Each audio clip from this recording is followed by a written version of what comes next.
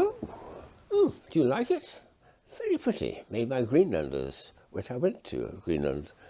And it's a beautifully made piece, very nice artistic work. The thing is, I suppose the women up there have long nights of darkness where they can do jobs inside, such as this beautiful carving, little pieces of beads put together.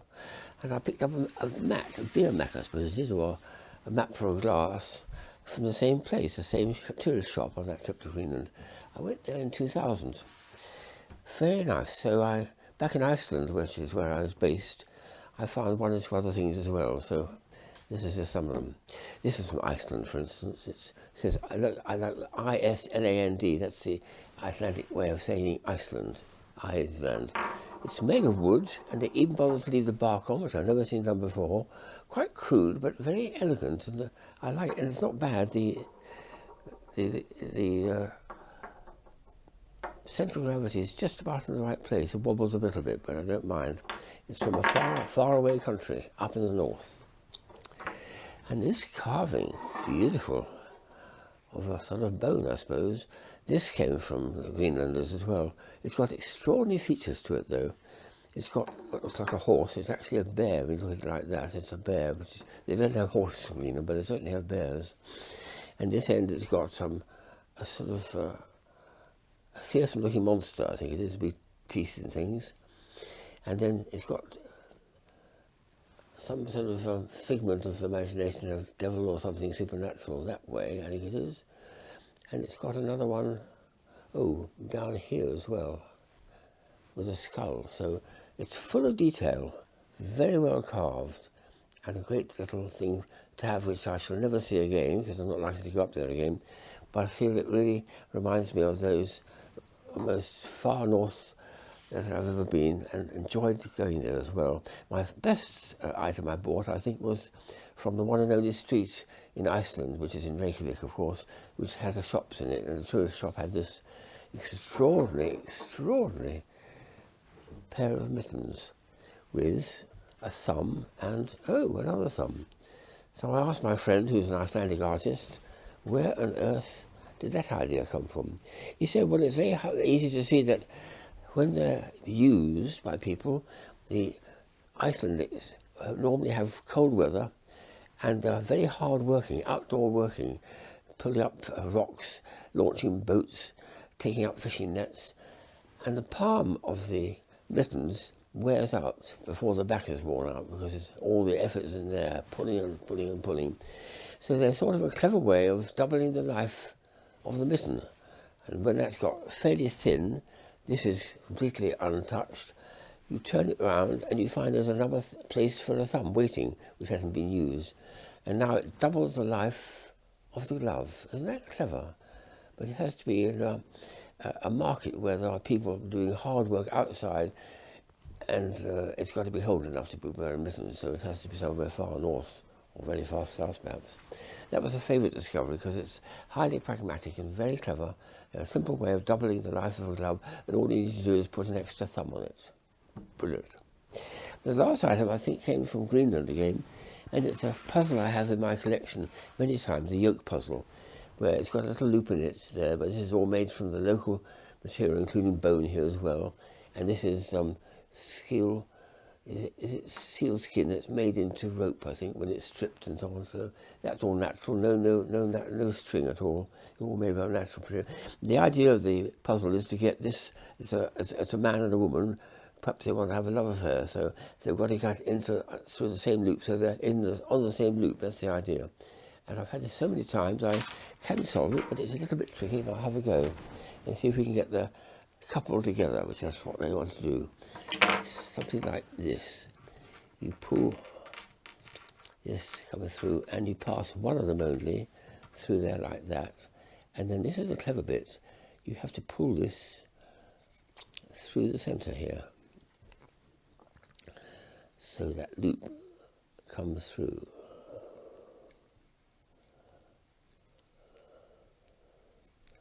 This one here has to come through, that's right.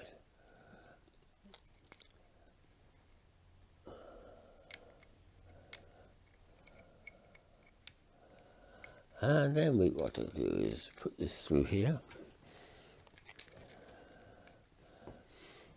and take that back again to there, and then pass this through here.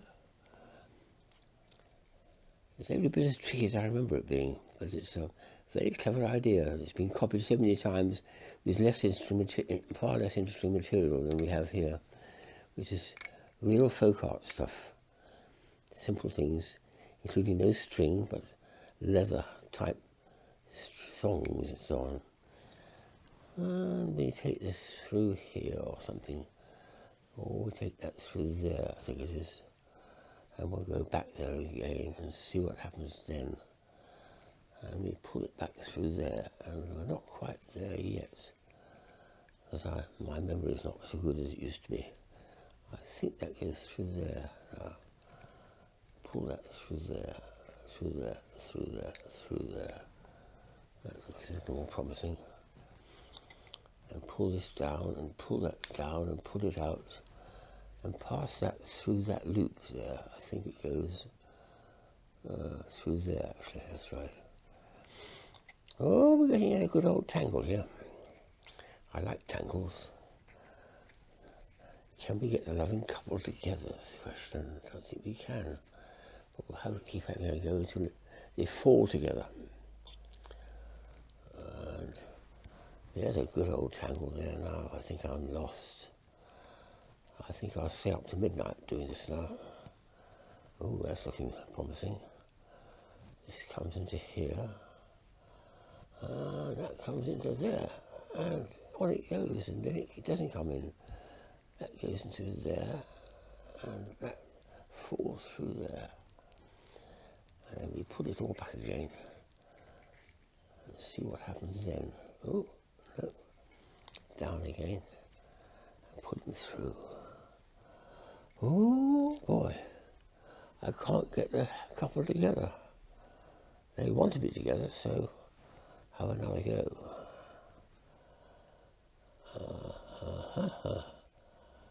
Pull them through and pull them through. They're still on two separate pieces. And pull that through and pull that through, and pass one of them through the loop like that, and then take it back when it's on the other side of the loop, back through the porthole in the middle. And now when we pull through, let's see what happens. Pull it through and pull it through and pull it through and pull it through and pull it through and pull it through and pull it through. Oh, and the other ones come off as well. Goodness me. I might get scissors for this eventually. I don't see. Oh, that comes through there, doesn't it? Through there, through there, through there. And that comes through back there. I'm in a big muddle. Oh, well, I shall just keep going until it arrives. Take that back through there. Take that back through there. Take that back through there. Take that back through there. And it's not quite there yet. That's better. Pull that through, how about that? Keep coming back to where I was. A bit more of a loop, so the figure can come through the loop somehow.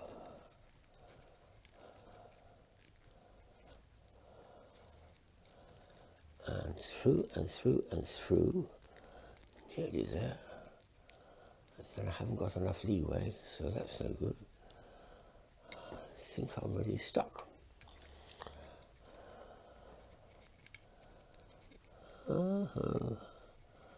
I'm stuck. Take it all the way back again. See where I've turned wrong. That goes through there. That comes through there. That one only comes through there and stays out the side now. The other one comes to join it in a minute. So let's get this to join in. Join in, join in, join in, join in. Oh, let it out a bit. Let it out a bit. Let it out a bit. Now that comes through.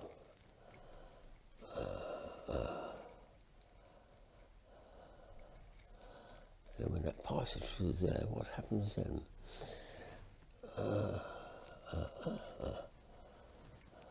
Now when that mess is pulled through here, they're onto the same piece.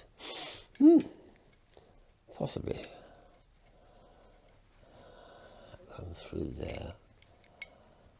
Is that on the same piece now? Oh, I think it is. Oh. Oh! The happy couple. Goodness me.